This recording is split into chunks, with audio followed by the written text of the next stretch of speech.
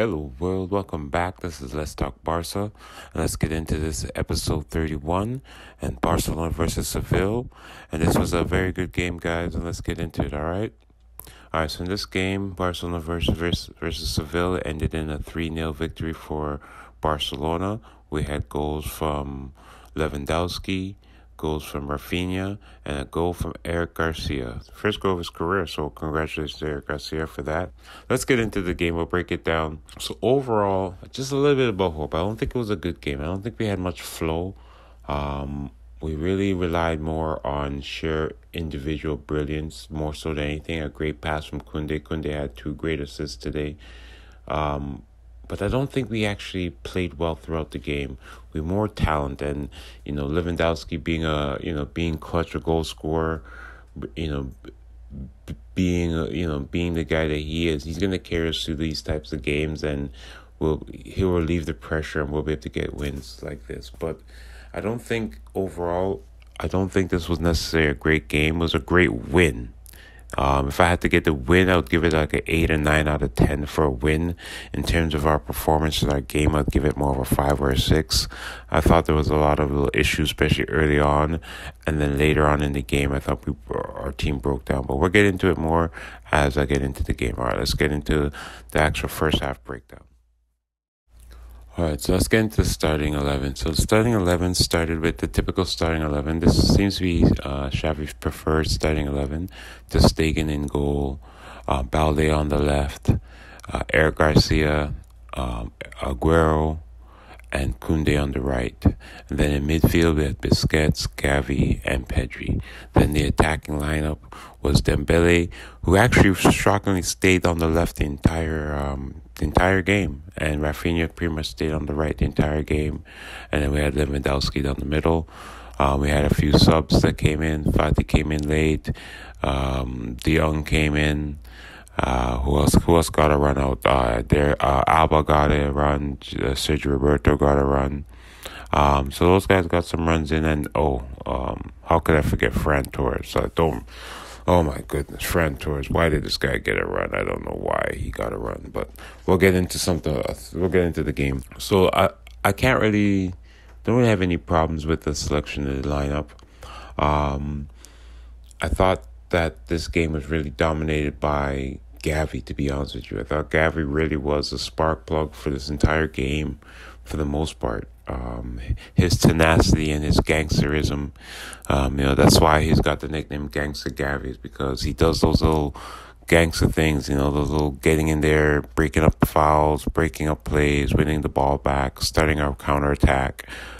And eventually, I think what's going to happen is teams are going to stay away from the high press against Barcelona for the simple fact that they're going to learn to fear Dembele, and in particular Raphinha on the counter with Lewandoski.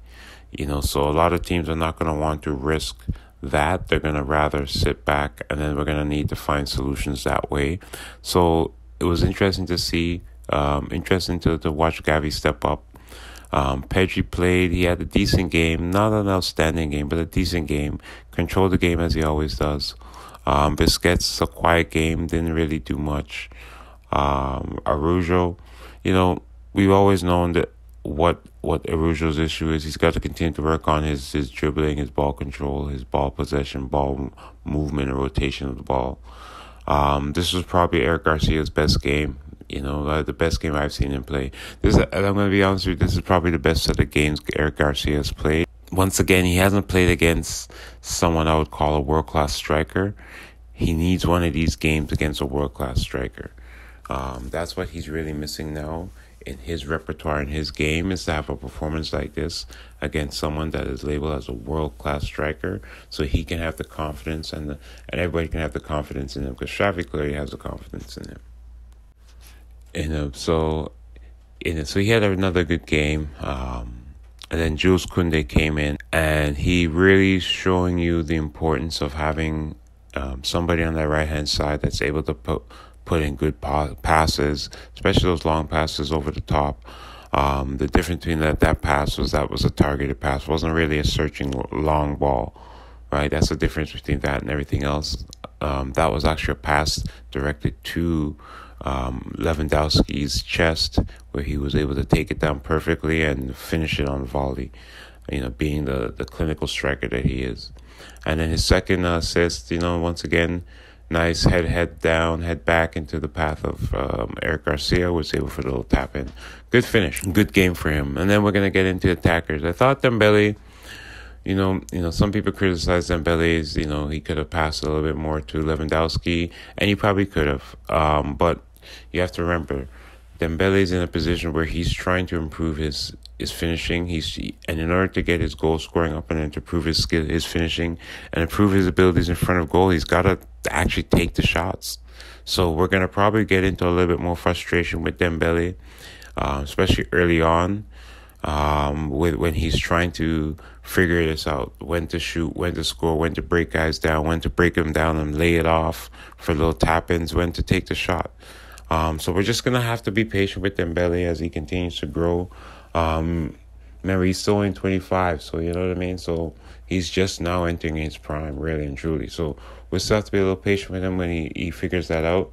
But I thought he's still a very much drive. He's a very much a great threat against any team. They have to fear Dembele's speed, his counterattack. He's a one-man counterattack, one-man offense. Similar type of situation applies to Raphinha.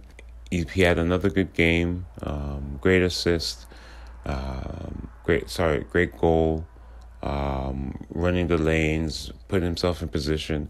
I mean, you're like, he was just running for the goal. No, you got to get yourself in that position. You have to be in position to actually get that goal. You have to run the entire pitch to be there to score. So that commitment and that hustle, you have to reward that, and that is what you've got to do as a winger in this team. So I'll like to appreciate that run. I think he's still a little bit too hesitant. He gives the ball away a little bit too much. So with him and Dembele on the wings, we are giving the ball away a lot more than we need to be, which is putting us back on the counterattacks. And it's putting a little bit too much pressure on our defense. So we've got to slow that down. Both him and Dembele got to slow down the way they give away the balls in open play. I mean, the shots over the top are better than giving the ball away in open play. Because shots over the top, at least they go out of play. We can set ourselves up. But when we give it up and lose the ball in possession, that hurts us on the counterattack. And then we're going to get into Lewandowski. Lewandowski did his thing, man. Like, he is Lewandowski. I actually don't think this was...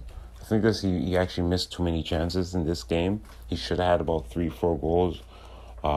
He tried to lob twice and it didn't work. So he could have scored. Like I said, he tried to lob twice, it didn't work. So he could have actually had more goals. Lewandowski, I got high standards for him. I have him pegged at 40 to 45 goals, so he's a little bit below that now. So he's got to get going. He's disappointing me.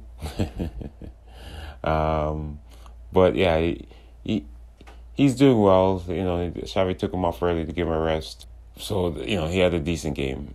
Now, I don't understand why Ferran Torres was the first sub onto the pitch. I mean, I guess he's still trying to be in his preseason.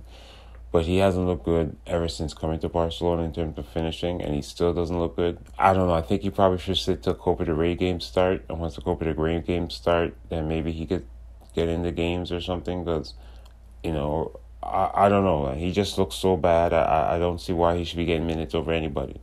I don't see why he should be getting minutes over Dembele. I don't see why he should get minutes over Fati. I don't see why he should get over Raphinha. He shouldn't be getting minutes over... Memphis Depay. I just don't see it, But like I said, Xavi gets a solid score out of this one. He gets for team selection. He would probably get an 8 for for substitution. I'd probably give him a 6 or something like that. I would have liked to seen Fati get a little bit more minutes. I would have liked to seen Memphis Depay get minutes instead of Ferran Torres.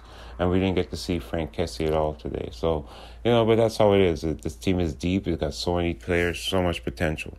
So it's another good win. Like I said, it's a good win. It wasn't a great overall performance. We didn't look as smooth and as nice in transition as I would have liked us to have looked. But it was a good win.